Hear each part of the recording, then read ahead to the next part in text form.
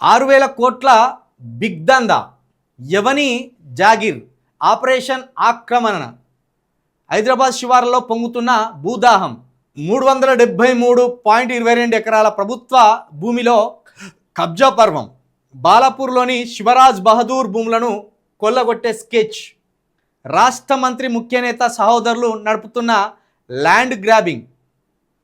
ఇవి ఇక్కడ ఉన్నది. నాదర్గుల్ సర్వే నెంబర్ 613లోని భూముల చుట్టూ నిర్మాణ కంపెనీ రేకుల ప్రహారీ.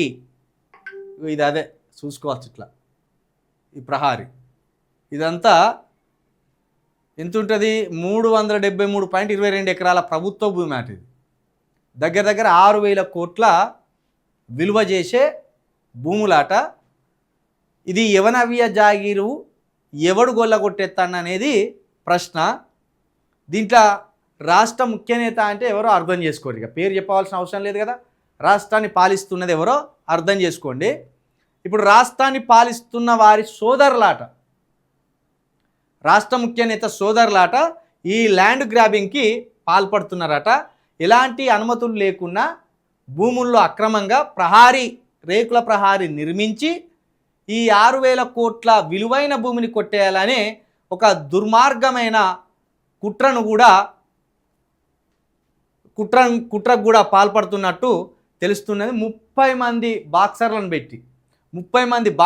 పెట్టి రేకుల కంచె వేసి వందలాది సీసీ కెమెరాలు అక్కడ పెట్టి నిఘా వ్యవస్థను కూడా ఏర్పాటు చేసినట్టు తెలుస్తుంది. భూమి సర్వే నెంబర్ వచ్చేసి 613.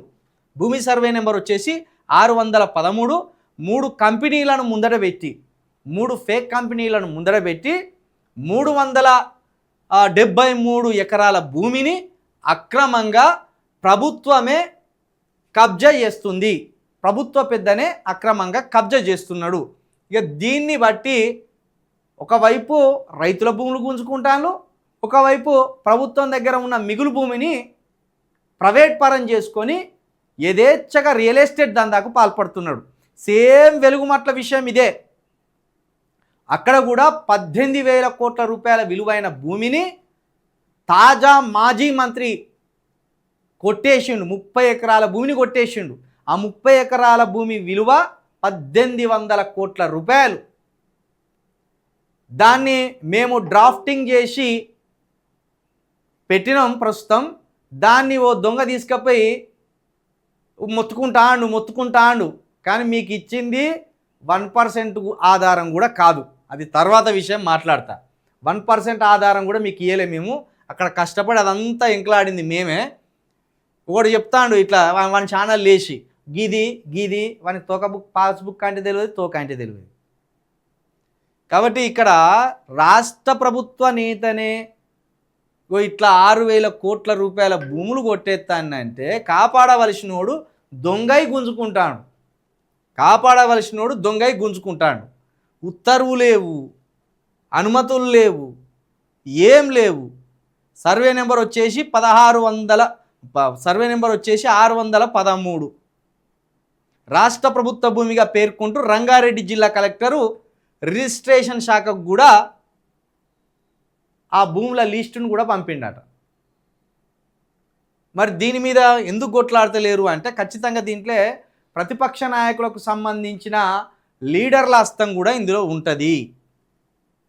ఎందుకంటే ఇంత చక్కదనాల భూమిని గత ప్రభుత్వం ఎందుకు వదిలిపెట్టాలనుకుంటుంది? ఆ ప్రభుత్వం సంబంధించిన పెద్ద మనుషులు కూడా ఇలా ఉంటారు. అందుకే పేపర్కు రాసి వదిలేస్తాను వీళ్ళు. మరి దీని మీద ఎందుకు ఆర్టీఐ వేసి ఈ భూములు ప్రభుత్వాన్ని ప్రైవేట్ వ్యక్తులే అని గుంజే ప్రయత్నాలు ఎందుకు చేస్తలేరు? ఇంత విలువైన భూములను సర్కారు ప్రైవేట్ వ్యక్తుల పరం ఎందుకు చేస్తుంది? 6,000 కోట్ల దోపిడీది. బిగ్ బ్రదర్స్ 6,000 కోట్ల దోపిడీ.